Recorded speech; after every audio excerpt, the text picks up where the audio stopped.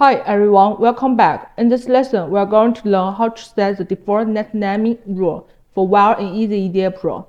When you are drawing a schematic, each time you add a new while, the system will automatically assign it a default net name.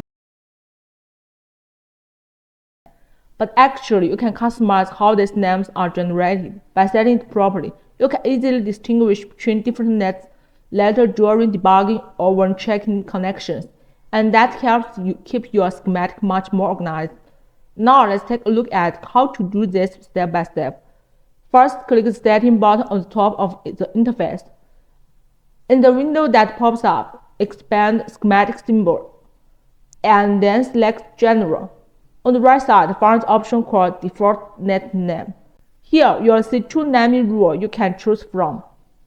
The first one is while ID, where the system automatically assigns each new while an individual ID number. The second one is designator and pin number, which names the net based on the connected component's reference and pin number.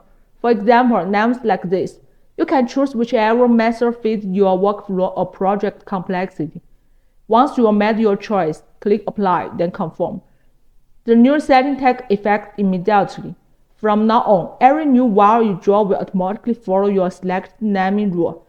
This helps make your schematic more standardized and also make it easier to identify net later in PCB design or when performing network checks. Alright, that's all for this lesson. Now you know how to set up the default net naming rule for whiles in EasyEDA Pro. Thanks for watching, and I'll see you in the next lesson.